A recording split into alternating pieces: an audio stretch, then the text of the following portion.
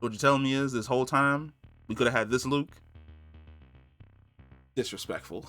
Absolutely disrespectful. Oh. These shows, The Mandalorian and Book of Boba Fett, really highlights how badly the sequel movies interpreted the original characters. Look at Luke Skywalker, man. Look at Luke.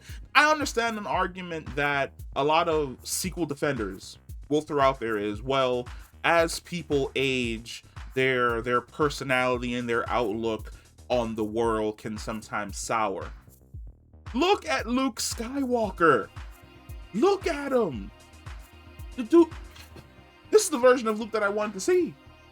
When I went to go see the sequels and they're like, oh, we gotta go find Master Skywalker, and they found him on Octo, I was like, this is the version of Luke that I wanted. Like, wise Luke, that he's imparting the knowledge and training of Yoda onto essentially his students, where he takes time and he takes care to make sure that he's not pushing Grogu too hard, but moving him at the right pace where he's able to develop.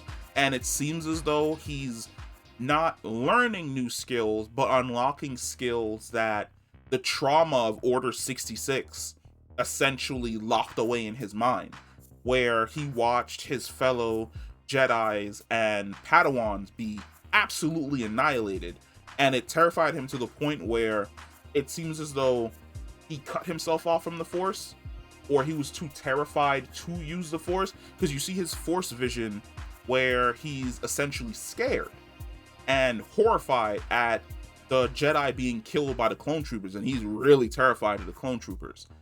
But as Luke's training him slowly, he's relearning the things that he learned at the Jedi Temple. Luke doesn't raise his voice, there's no weird snide comments, there's no unorthodox like training bullshit that he's attempting to do. He's straightforward with Grogu. He's talking about attachments and letting go, trusting in the Force and finding balance, coming to terms with certain things and being at peace.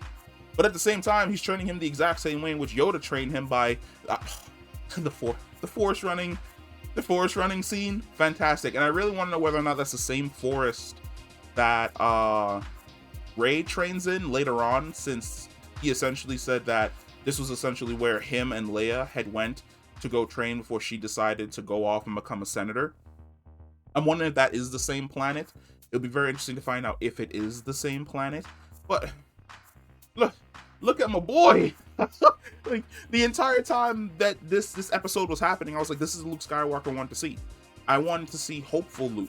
I wanted to see the grand, wise teacher Luke, who took time to nurture his students and cared about everyone and always fought for the right thing.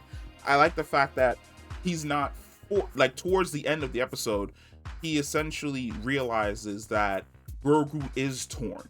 He's torn between his love for being with the Mandalorian and also his Jedi calling. And instead of doing what essentially sequel Luke would have done, which is hide the Mandalorian's present and continue training Grogu down this path, he essentially sits Grogu down and he's like, what do you want? If you wish to stay here with me, I can train you to be a Jedi, to unlock your abilities. But if you do not wish to stay with me and you take the Mandalorian armor, then I will return you to the Mandalorian. I have a nagging suspicion that Grogu is going to take the Mandalorian armor, and Luke is going to return him to the Mandalorian. There's also a high probability that he will also leave Yoda's lightsaber with Grogu. Now, there is a theory out there that essentially Grogu and the Mandalorian in season 3 are going to go to Mandalore, and they're going to go to the Living Caves, and Living Caves are going to be something along the lines of a Force Nexus, where he'll be able to commune with the spirits of the Jedi, and that's going to put Grogu on a path to essentially become Mandalore and get the Darksaber. Interesting.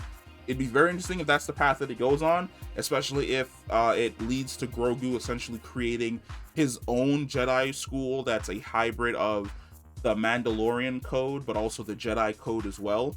Because it really seems as though the story that they're going for with the Mandalorian has a lot to do with the fact that the Mandalorian code of Death Watch doesn't work.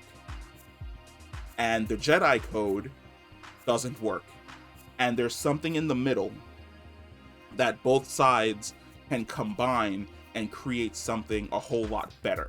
And I'm hoping that that's the path that Din and Grogu go on, where Grogu essentially, through his teachings at the original Jedi Temple, through Luke, and then being with the Mandalorian, creates a new Jedi code, which I feel as though that's what Filoni and Favreau work towards, and I'll love it.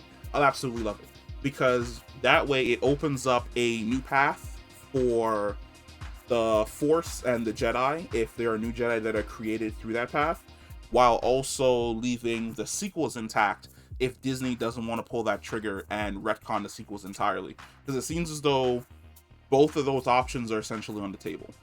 The option of retconning the sequels and going down a completely new path, and the option of essentially leaving the sequels as they are and saying that while all the sequel stuff was happening within like the 3 years, this is what was happening over here with Grogu and what he was doing with his school that didn't fail on Mandalore. But we'll see. It was an absolute blast to see Luke Skywalker again. I fucking love it. I love the fact that I love the way when she's training Grogu. I love the direction that they seem to be moving towards between the Mandalorian and Grogu themselves, where they're talking about like their father-son bond more. I love the fact that Luke was able to meet Ahsoka, which that's probably gonna be like another video now that they know each other. But yeah, are you excited? Like, did you like seeing the classic Luke, who was optimistic but also a little bit sarcastic in regards to like his training and how he was training Grogu essentially? Are you excited to see the direction that Grogu is going to go in and what exactly his choice is going to be? All these things get me like super excited. I love when Star Wars is top tier. Top tier Star Wars is the best feeling ever. That's the end of the video. I'll catch you in the next one. Peace.